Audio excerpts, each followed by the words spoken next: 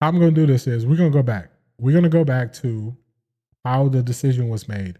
So I was telling y'all earlier that I was speaking or going back and forth with somebody on X, and I was saying, hey, you know, it wasn't like a consensus thing when it came to us selecting Baker Mayfield #1 overall. So we just gonna go back in the Wayback Machine and we're gonna watch some of the clips. So here we go. This is John Dorsey. I'm gonna speed him up. He I didn't realize he talks so we slow. have is a guy who we talked about, who wins the game of football, is ultra competitive, is revered by his teammates and anybody who has ever been around him. This is a guy that has earned everything he has ever had from high school to college and now up here.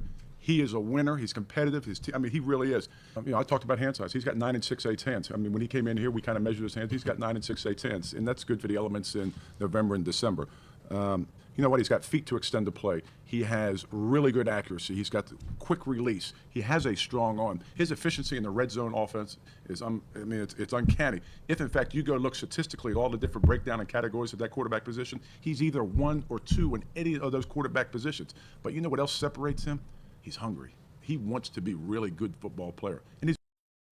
Let me tell y'all, man, the way he just described Baker Mayfield, hey, if you don't describe my next quarterback like that, I don't want him. Do you see how he described him? You see how passionate he is about the decision he made to draft Baker Mayfield?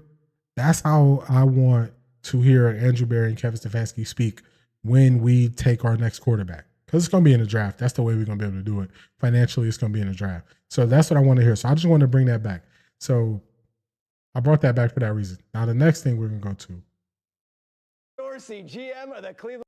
All right, so this is after the draft, and this is after the Browns took Baker #1 overall. So a lot of people saying, oh, no, it was out there. Everybody knew that we were taking Baker and all this. And I'm like, nah, it wasn't out there like that. So we're just going to post some receipts, and here we go.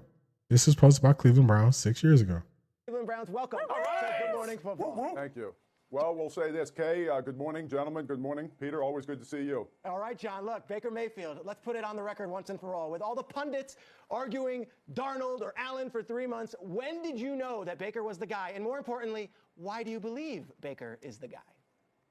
Well, when I knew is when I left a private workout in Norman, Oklahoma, I knew in my gut that was going to be the guy. But when you make a decision this large, you want to have unanimous consent in the building, so you don't want to set the stage or alter anything. So you want to hear unbiased opinion on everybody before you make this decision. And so that's why I kept it as pure as we possibly can. Now, with regards to Baker's ability, I thought he has great accuracy. I think he has quick release. He's got feet to an extended play. He's got strong enough arms. Statistically, you look at the statistics that he has. He was 1 or 2 in all these different categories. And then when you watch his teammates galvanize to him at certain parts of the game, you know this guy's got a little bit of it factor. So we as an organization are very excited to have a player like this. We cannot wait to see him out there on the field at some point. Now, there's a lot of secrecy behind who you were taking #1 overall. I got to tell you, Mr. Dorsey, job well done. Peter King likened you to a member of the CIA in the days leading up to the draft. Was there a reason that you needed and felt like you wanted to keep it so airtight? And I got to know, what did that tell you about the organization that you're running, that it stayed airtight? Well, the important thing when you make a decision of this magnitude, you don't want to be able to show all your cards right away. And so I thought what's best, the importance of this draft, try to keep it as close as you can to your vest, because you know what, everybody in the organization was going to know what direction we went within an hour or so before the draft, and that was fine. I mean, you know, I told ownership and the head coach leading up into that about a week before, so we were all on board with this, and everybody. All right, so there you go. So when I was going back and forth with some people earlier, I kind of showed y'all on X, and I was saying, no, they kept this thing under wraps. So you hear it. Like I'm not just going based on my memory, what I think happened. We're going based on the reporting that came out.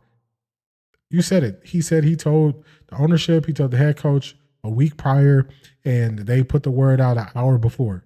So I remember I was shocked when we drafted Baker. I was like, what? Because I didn't see it coming. And people who were saying that they saw it coming, I think it's straight up revisionist history, because even they were saying, oh man, y'all kept this thing under wraps so well.